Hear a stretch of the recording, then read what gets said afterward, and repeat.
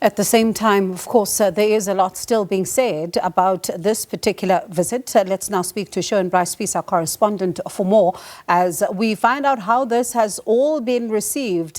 Sherwin, it's clear here at home, right, that there is quite unhappiness about this particular move. And we've heard even from various bodies cautioning against divisions like the president is. How has that visit and the subsequent meetings been received where you are? It's difficult to give you a precise articulation as to how the visit is going. We reached out to Cully Creel, the CEO of AfriForum, to understand better whom they were engaging with, be that at the White House or subsequently Bongiwe with members of Congress, both we understand in the Senate Foreign Relations Committee and the House Foreign Relations Committee. We understand that that engagement is continuing, but to the specifics, we do not know exactly who they met with in the White House. One can assume from the picture they posted online, the four members of the delegation from AfriForum and Solidarity. The picture was from the Eisenhower Executive Office building, which stands next to the White House. It tends to house lower level U.S. administration officials. By that, I don't mean that they are necessarily junior people. It's just lower than perhaps the president himself, the vice president, or a cabinet secretary. So who exactly they engaged with, we don't know. We do understand, though, from their social media posts that they have also been engaging with members of Congress. They say that they have received a very warm welcome and that there is growing concern on the Capitol Hill as it pertains to the African National Congress's policies in the main. But to the specifics, we certainly don't know that. I also reached out earlier this week to Ambassador Ibrahim Rasool to get a better understanding of his understanding of their visit to the United States. He said they did not work with the embassy in organizing this trip. Normally, South African delegations, be that government or otherwise, tend to work with the missions. For example, the South African consulate here in New York or the embassy in Washington, D.C. That didn't happen. But I can tell you, Bongiwe, that as much as AfriForum and Solidarity are now engaging with members of Congress here in the United States, so is the South African embassy in Washington. Ibrahim Rasool telling me that he's had meetings with the hardline MAGA Republicans in Congress. He's also met with mainstream Republicans. He also talked about the different shades of the members of the Democratic caucus on Congress that they've been engaging with. He talks also about the level of surprise. For example, let me read what he says here. The encounters of the Hill have seen a quiet embarrassment that the Trump administration is considering white Afrikaners as victims of oppression or as refugees. And it says, quote, it's easy to put pushback on the land issue. You know, there's this notion that South Africa is expropriating land without compensation based on what Trump has said in his social media posts. So there is engagement happening on all fronts. The question really becomes, where do all these matters land? And early indications are that the South African government is very much up against it here.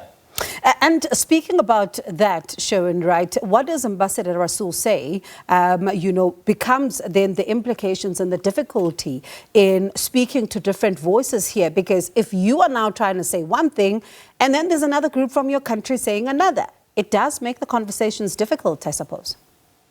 I'll tell you exactly what he said to that question. He says, it's better to have delegations visit and come and explain themselves, and then it allows the embassy to provide comprehensive responses to that. So, South Africa's a democracy allows groups of different persuasions to articulate themselves, be that against the government position or in alignment with the government position. What Rasool is saying here, the more the merrier. Come and state your position and give us the opportunity to respond.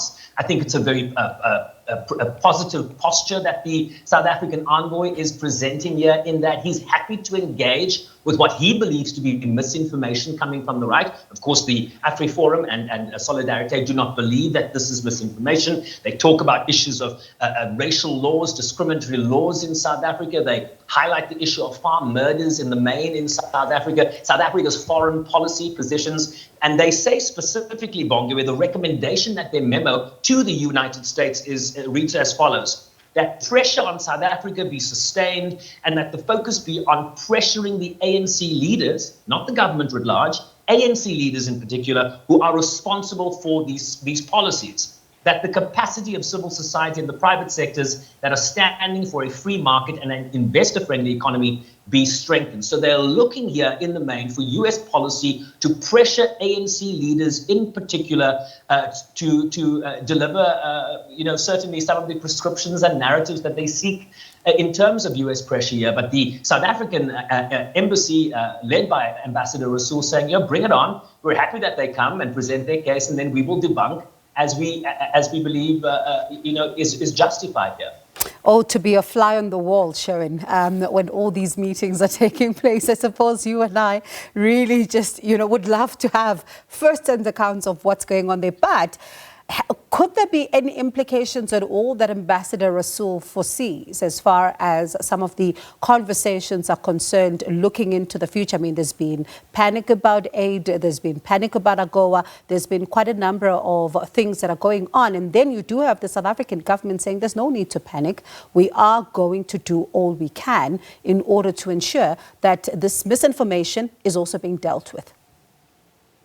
I think we find ourselves in what I've been calling the Trump vortex, Bongi, where in terms of the fact that South Africa is not unique here in terms of the retribution or the punitive actions that Donald Trump's administration is doling out. He's doling it out to allies, traditional allies, be that Canada, be that tariffs in Mexico, be that the European Union, that he said in a cabinet meeting just this week that the EU was basically formed to undermine the United States. So, if you're sitting in China, if you're sitting in a European country, if you're sitting in Canada, in Panama, in Mexico, in South Africa, and the list goes on, you have felt the geopolitical realignment of the United States that is in fact taking the US closer to a traditional enemy in the vein of the Russian Federation. So it's difficult for us to really articulate where any of this goes. This is a president that prefers bilateral engagement, deal making, as opposed to multilateral free trade agreements. So AGOA, be that as it pertains to South Africa's inclusion or not, AGOA as a trade agreement might very well be on the chopping block given the disposition you are seeing and the ability of this president to undermine multilateral agreements. There is, in fact, a free trade agreement that exists between Mexico, Canada, and the United States that was renegotiated in Donald Trump's first term that he is now undermining. So where we go from here, I don't think Rasool could tell you that. I don't think Ramaphosa could tell you that. And Sherwin Bryce Pease certainly won't be jumping on that bandwagon either. And Sherwin Bryce Pease certainly still doesn't know if he's coming to the G20 summit later on or not, as I do not as well. So I suppose, as you say, Sherwin, a lot of it is up in the air. Thank you so much for chatting. And yes. Thank you so much for chatting to us. Appreciate it. That's my colleague there, Sherwin Bryce Pease, live for us in New York.